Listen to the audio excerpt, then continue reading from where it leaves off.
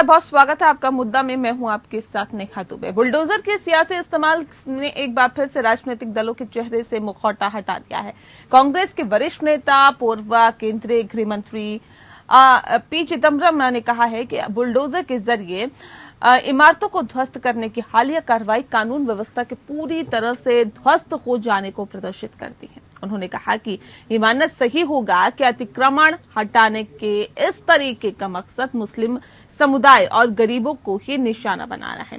दिल्ली की जहांगीरपुरी, उससे पहले मध्य प्रदेश के खरगोन में इमारतों को ध्वस्त करने के लिए की कार्रवाई पर तीखी प्रतिक्रिया व्यक्त करते हुए कहा कि बुलडोजर के जरिए इमारतों को ध्वस्त किए जाने को बीजेपी नेताओं द्वारा सही ठहराना कानून के साथ खिलवाड़ है।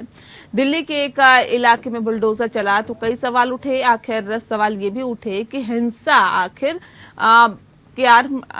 हिंसा की आड़ में अतिक्रमण क्यों दिखाई दिया, जबकि अतिक्रमण तो तकरीबन 30 सालों से ज्यादा समय से हो रखा है। हर नेता एक दूसरे पर आरोप लगा रहे हैं, वहीं सरकार संभलती नहीं दिख रही है। माना यह भी जा रहा है कि दिल्ली में अतिक्रमण के खिलाफ फिर से बुलडोजर चलेगा। पूर्वी दिल्ली नगर निगम ने कई इलाकों में लोगों से स्वयं अतिक्रमण हटाने के लिए अपील भी की है और इस दौरान लोगों को चेतावनी भी दी गई है। उनकी ओर से अतिक्रमण नहीं हटाने की स्थिति में उन्हें बुलडोजर चलाना पड़ेगा। वहीं दक्षिण में भी बुलडोजर पर सियासत तेज हो गई है। कर्नाटक के पूर्व मुख्यमंत्री एच.डी. कुमारस्वामी ने राज्य में बुलडोजर कल्चर की मांग को लेकर बीजेपी पर निशाना साधा और कहा कि वे कर्नाटक को उत्तर प्रदेश, मध्य प्रदेश और गुजरात में बदलना चाहते हैं।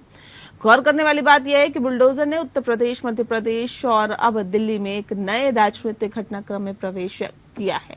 यूपी, एमपी और गुजरात में राज्य सरकारें इसका इस्तेमाल कथित दंगाइयों के अवैध निर्माण को ध्वस्त करने के लिए कर रही हैं। वैसे जब राजस्थान में माफियाओं और अवैध निर्माणों की जगह रास्तों को चौड़ा करने के लिए मंदिरों पर बुलडोजर चलाया गया है तो कांग्रेस सरकार बीजेपी के निशाने पर आई। सवाल है कि आखिर निर्माण को संरक्षण देने वाले राजनीतिक दल एकाएक अतिक्रमण के प्रति सजग कैसे हो गए?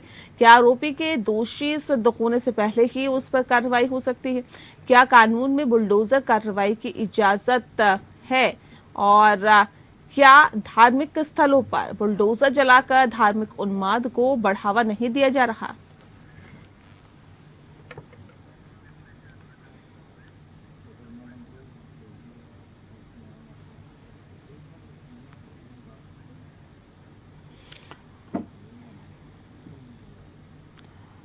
और चलिए इस विषय पे आज हम तफसील से चर्चा करेंगे। हमारे साथ खास मेहमान मौजूद हैं, उनसे आपका परिचय करा देते हैं। इस वक्त हमारे साथ ऋषभ तिवारी हैं जो कि लीडर हैं बीजेपी के। बहुत स्वागत है ऋषभ जी आपका।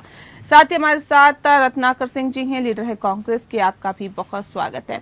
सबसे पहला सवाल मेरा रत्नाकर जी आपसे ही है, क्यों कांग्रेस के नेता पी चिदम्बरम को ऐसा लगता है कि बुलडोजर से इमारतों को गिराना कानून व्यवस्था के ध्वस्त हो जाने को प्रदर्शित करता है? क्या वाकई आप लोगों को ऐसा लगता है या कांग्रेस को ऐसा लगता है कि देश में कानून व्यवस्था ध्वस्त हो गई है?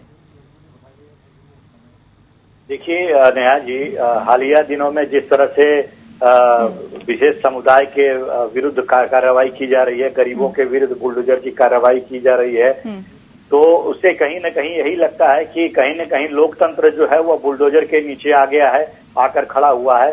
तो अगर लोकतांत्रिक प्रक्रिया से कानून व्यवस्था को अगर नहीं चलाया जाएगा तो कहीं न कहीं यह बुलडोजर की व्यवस्था जो है यह तानाशाही रवैया सरकार की दर्शाती है और इस तानाशाही रवैया का विरोध कोई भी होगा, जरूर करेगा, क्योंकि यह देश लोकतंत्र से चलता है, किसी फतवे फरमान से नहीं चलता है।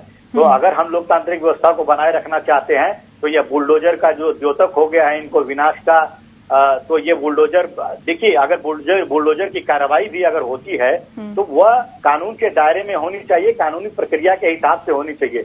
लेकिन पिछले कुछ दिनों में यह जो देखा गया है कि चाहे खरगोन की घटना ले लीजिए, चाहे जहांगीरपुर की घटना ले लीजिए, चाहे राजस्थान की घटना ले लीजिए, हर जगह कहीं न कहीं भारतीय जनता पार्टी की इसमें मंशा जो है वह काली मंशा छिपी हुई है और गरीबों के ऊपर बुलडोजर चलाना, जो दुकानें लीगल हैं उनके ऊपर बुलडोजर चलाना और मंदिरों के ऊपर, राजस्थान में भी देखा किस तरह से रायगढ़ में, अलवर जिले में 300 साल पुराने मंदिर के ऊपर जो बुलडोजर चलाया गया वह भी भारतीय जनता पार्टी द्वारा जो बोर्ड है, बोर्ड में पारित किए गए निर्णय के हिसाब से वहां पे बुलडोजर चलाया गया।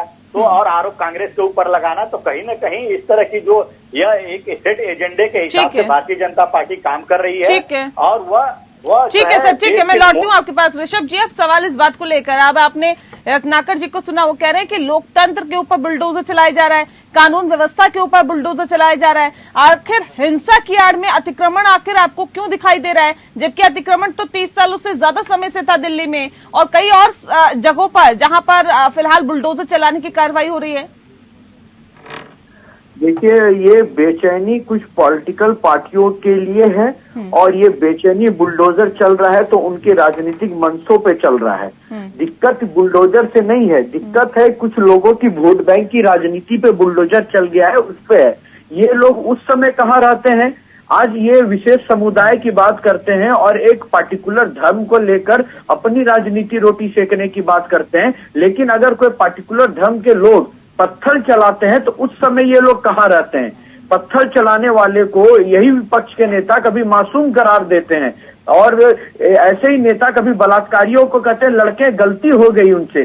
तो देश के अंदर कानून व्यवस्था के साथ खिलवाड़ होगा, देश के अंदर अगर इस तरह की गतिविधि होगी तो बुलडोजर चलेगा और बेशक चलेगा और कोई कानून के उल्लंघन नहीं हो रहा है। बाकायदा आप स्वतंत्र हैं, लोकतंत्र में जीते हैं, आप आरटीआई डालिए, आप कोर्ट में जाइए और पता कीजिए, ये कोई हिटलर शाही और 10 जनपद से चलती हुई सरकार नहीं है कि प्रधानमंत्री कोई रहे और शासन कोई चलाए। पी चिदम्बरम कह रहे हैं कि अतिक्रमण को हटाने के इस तरीके का मकसद मुस्लिम समुदाय को निशाना बनाना है। ऋषभ जी, पी चिदम्बरम कह रहे हैं कि अतिक्रमण हटाने के इस तरीके का मकसद सिर्फ और सिर्फ मुस्लिम समुदाय को निशाना बनाना है, गरीबों को निशाना बनाना है, उन्हें परेशान करने के लिए ये बुलडोजर की कार्रवाई की जा रही है।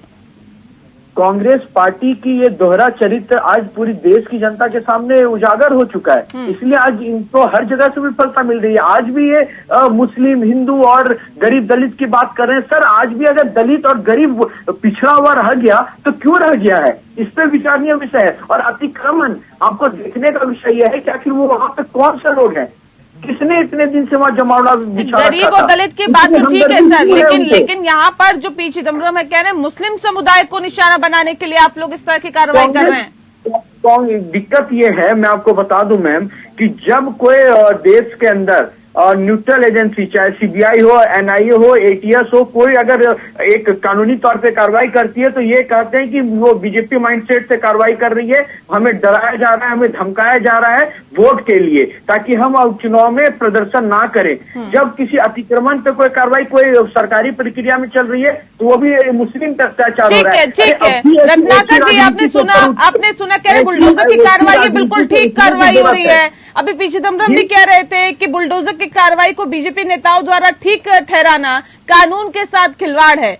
ये इस तरह की बातें अभी यहाँ पर की जा रही है। मुझे एक बात पे स्पष्ट कर दे, कांग्रेस के मित्र और पी चिदम्बरम जी से भी आपके चैनल के माध्यम से पूछना चाहता हूँ, कानून के साथ खिलवाड़ किसे कहते हैं आप? बुलडोजर लेके क्या कोई बीजेपी का नेता चला रहा था क्या? क्या वहाँ पे अतिक्रमण को कोई बीजेपी का नेता हटा रहा था क्या? नहीं, उसका एक प्रोसेस होता है, क्या उस प्रोसेस का पालन किया गया क्या? ऋषभ तिवारी जी, एक सेकेंड प्लीज, क्या उस प्रोसेस का पालन किया गया? जब भी किसी इमारत को ध्वस्त किया जाता है, उसे गिराया जाता है, उससे पहले एक प्रोसेस होता है जिसका पालन करना पड़ता है। क्या उस प्रोसेस का पालन जहांगीरपुरी में किया गया क्या? मैं आपको बता दे रहा हूँ कि जहांगीरपुरी की जहां तक की बात है, आप देखे होंगे प्रेस कॉन्फ्रेंस भी किया गया था, अब बाकायदा पदाधिकारियों के द्वारा। कब किया गया था सर? कब किया गया था? कब किया गया था? बताइए। मैं बता रहा हूँ आपको, आप रिकॉर्ड निकाल के देखिए। नहीं, आप मुझे मत बताइए सर, हम बहुत बारीकी से देख रहे हैं चीजों को। सवाल इस बात को ले, एक सेकंड सर, सवाल इस बात को लेकर है जो या तो आप चैनल पे प्रश्न ही कर ले, मैं मौका दीजिए जवाब देने का। सर सवाल उस सवाल पे आइए ना, उस सवाल पे आइए जो सवाल आपसे पूछा जा रहा है। आपने पूछा कि अतिक्रमण, तो मैं उस पर जवाब दे रहा हूँ। मैं अतिक्रमण से हटके अतिक्रमण से रिलेटेड आप जवाब दीजिए ऋषभ जी, लेकिन उससे पहले जो प्रोसेस होता है उसका पालन किया गया था क्या? मैं जवाब दे रहा हूँ, आप सुनने की चेष्टा करेंगे। बिल्कुल रखिए। बिल्कुल, अभी पिछले कई समय से बकायदा उस सारे जगहों पे नोटिस जा रहा था। ये कोई मैं कहीं सुनी बात नहीं कर रहा हूँ, बकायदा ऑन रिकॉर्ड में आपको कह रहा हूँ। और कई समय से नोटिस जा रहा था, उस बीच ये घटना घटी तो एक्शन लिया जाएगा। आप क्या चाहते हैं? सर वहाँ पे तो लोग कह रहे हैं कोई नोटिस ही नहीं आया, और इस तरह की कोई भी घटना। रत्नाकर जी कह रहे पूरा प्रोसेस का पालन किया गया था, वहाँ लोग कह रहे हैं कि कोई नोटिस नहीं आया था, बिना नोटिस के ही ध्वस्तीकरण किया गया। जी नेहा जी, देखिए चैनल पे बैठ के झूठ कितना बोलते हैं भारतीय जनता पार्टी के लोग, ये सामने अभी स्पष्ट रूप से दिखाई दे रहा है। जरा 10 मिनट बोले हैं, मुझे 2 मिनट भी बोलने का समय दीजिए। अरे जरा 10 मिनट बोले हैं, 2 मिनट मुझे भी बोलने का समय दीजिए, आपके झूठ को उजागर करता हूँ। देखिए, ये कह रहे हैं कि कानून के प्रतिज्ञा के तहत कार्रवाई की गई, नोटिस दिया गया।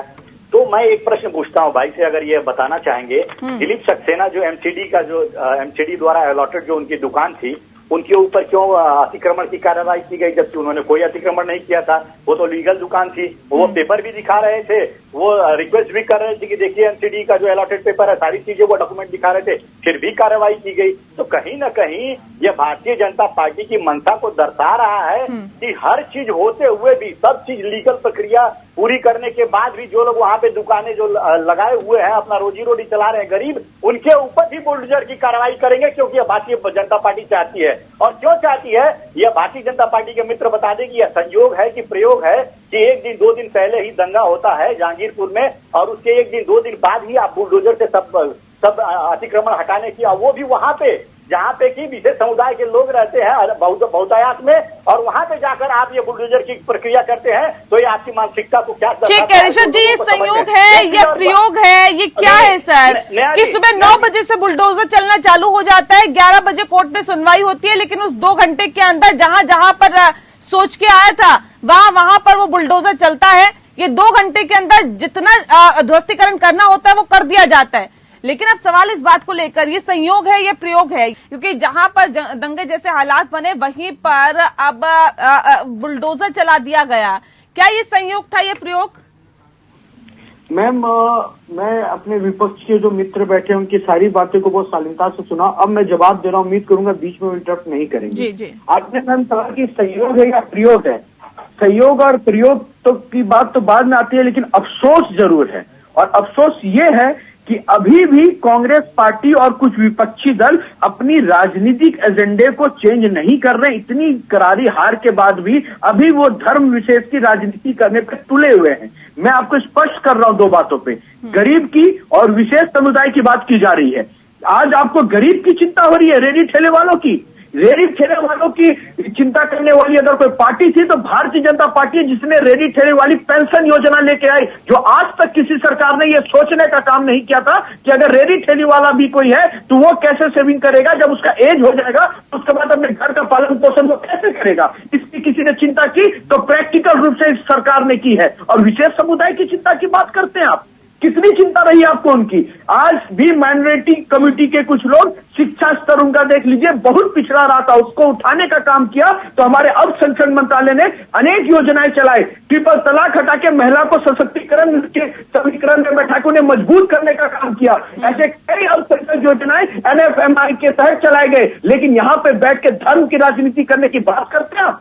अरे जहां पे अतिक्रमण था वहां बुलडोजर चलेगा, पत्थर चलाओगे तो जवाब मिलेगा। इस देश में धर्म और जातिवाद की राजनीति। ठीक है, रत्नाकर जी कुछ कहना चाह रहे, सुन लेते हैं, फिर मैं आपका एक बार फिर शुरू करती हूं। ठीक है ऋषभ जी। नरेंद्र मोदी की सरकार है, नया भारत है। मतलब कानून का राज नहीं चलेगा, भारतीय जनता पार्टी का राज चलेगा। कानून को भारतीय जनता पार्टी चलाएगी क्या सर? कानून के दायरे में रह के सारा काम हो रहा है। कानून का उल्लंघन कहाँ हुआ है, आप चैनल के माध्यम से बताएं, कहाँ उल्लंघन हुआ है? सर कहाँ नहीं हुआ है, कहाँ नहीं हुआ बताइए ना। अगर बिना नोटिस के तोड़फोड़ की जाती है, ध्वस्तीकरण किया जाता है। रत्नाकर जी अपनी पूरी बात कर लेते हैं, मैं आती हूँ सर आपके पास। एक सेकंड रत्नाकर जी जल्दी से बात रखिए अपनी।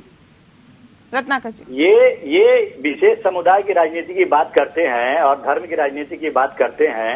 ये ऐसा आपको अभी जो राजस्थान में इन लोगों ने प्रोपेगेंडा खड़ा किया था, वहां पे 300 साल पुराने मंदिर को जो ढहाने का काम किया गया है, और आरोप लगा रहे थे कि राजस्थान के गहलोत जी है वो औरंगजेब के अवतार हैं।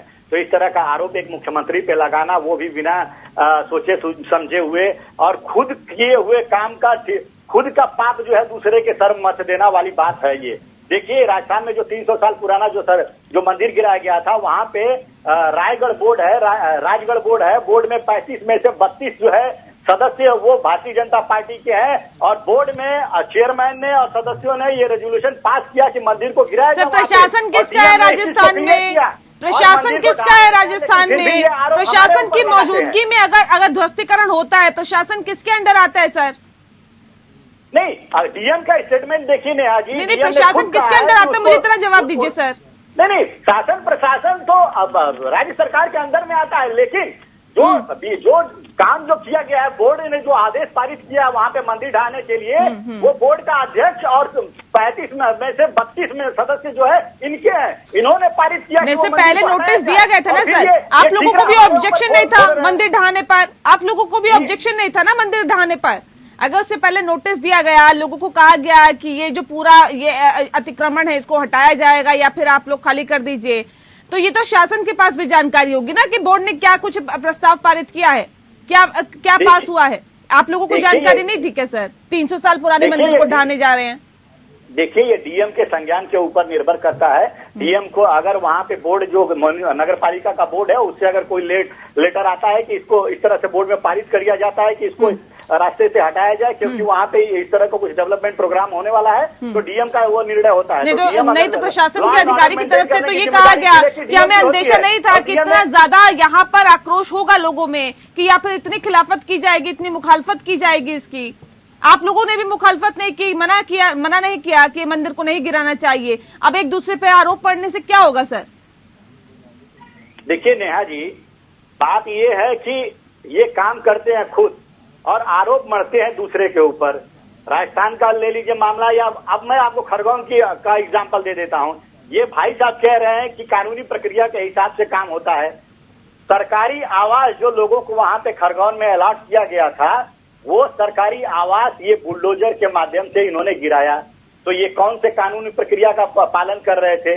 वह आदमी जिसके दोनों हाथ कटे हुए हैं उसके ऊपर पत्थरबाजी का केस बनाया गया।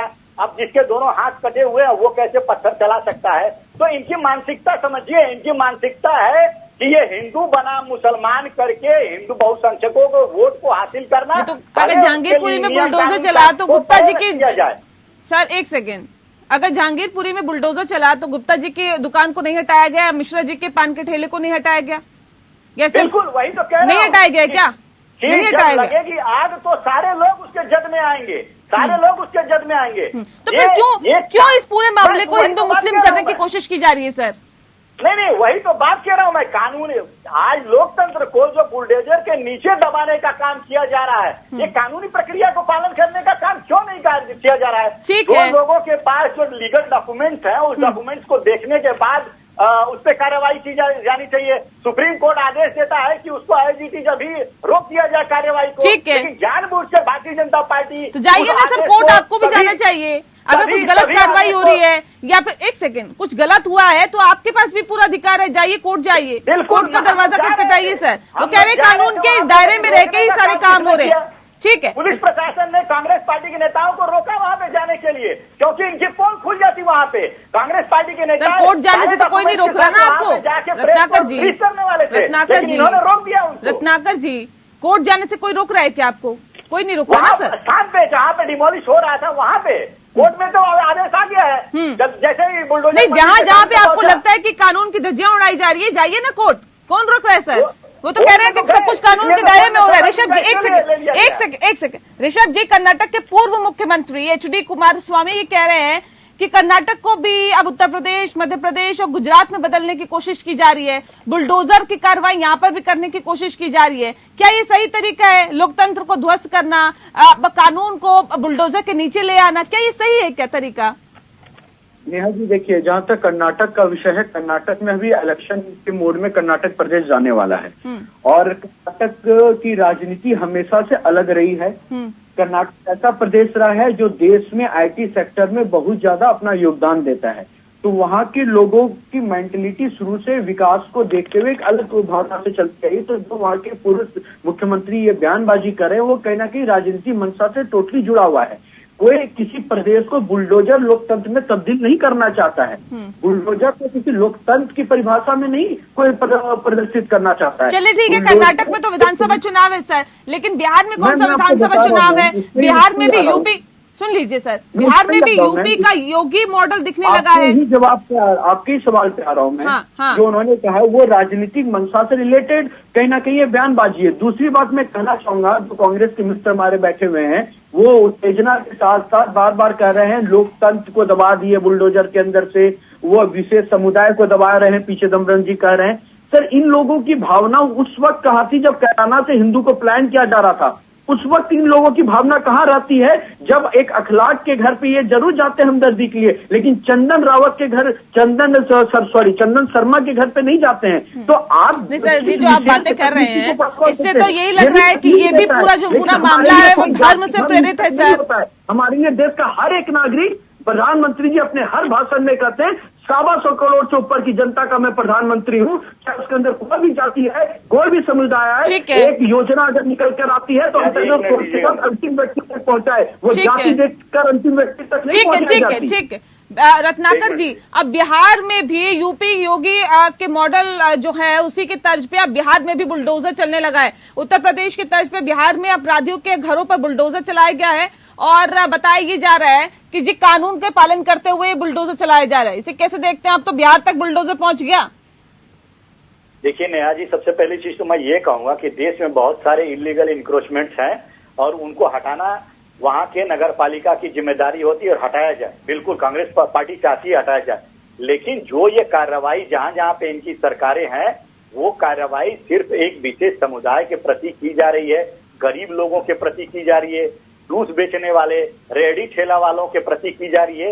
ये जो है ये लोकतांत्रिक दायरे में नहीं आता है, ये लोकतंत्र की हत्या करने जैसा अपराध है। जब बिहार में सर गांजा तस्कर के घर पे बुलडोजर चलाया गया है, ये कोई रेडी ठेले वाला नहीं था। हम तो समर्थन कर रहे हैं, हम तो समर्थन कर रहे हैं। किसी भी अपराधी के ऊपर, किसी भी तस्कर के ऊपर अगर आप बुलडोजर की कार्रवाई करते हैं हम उसका समर्थन करते हैं, लेकिन किसी गरीब का मकान नहीं गिराया जाए, किसी उस व्यक्ति का मकान नहीं गिराया जाए जो लीगल तरीके से अपने खून पसीने की कमाई से वो अपनी दुकान बनाया है, उसको न गिराया जाए। तो ये भारतीय जनता यूपी में कई नेताओं के घर पर उनके कारोबार पर बुलडोजर चला दिया गया, उसका भी समर्थन कर रहे हैं। ये देखिए ये भारतीय जनता पार्टी जो है केंद्रीय एजेंसियों का भी दुरुपयोग विपक्ष के लिए कर रही है। आज देखिए ईडी हुआ, सीबीआई हुआ, चाहे एनआईए हुआ, ये सारी एजेंसियों का दुरुपयोग ये कहाँ पे कर रहे हैं? उन लोगों को दबाने का काम कर रहे हैं जो इनके खिलाफ बोलते हैं, जो इनके खिलाफ आवाज उठाने का काम करते हैं। महाराष्ट्र का उदाहरण ले लीजिए, दो मंत्रियों के ऊपर गलत आरोप लगाकर जेल में डाल दिया गया। तीसरे संजय राउत के ऊपर 1000 करोड़ का जो है आरोप लगा दिया गया, घोटाले का आरोप लगा दिया गया। तो ये ईडी सीबीआई का जो दुरुपयोग, केंद्रीय एजेंसियों का दुरुपयोग, सत्ता में बैठे ये अहंकारी जो भारतीय जनता पार्टी के शासक लोग हैं वो आवाज को दबाना चाहते हैं, वो आवाज को। ये तो सर आप लोगों पे भी आरोप लग रहा है कि महाराष्ट्र में आप अपनी शक्तियों का गलत उपयोग कर रहे हैं, ये तो आप लोगों पे भी आरोप लग रहा है। बहरहाल बहुत शुक्रिया, मेरे पास वक्त की कमी है, आप लोगों का बहुत शुक्रिया हमारे साथ इस खास चर्चा में शामिल होने के लिए। मुद्दा में फिलहाल इतना ही, नमस्कार।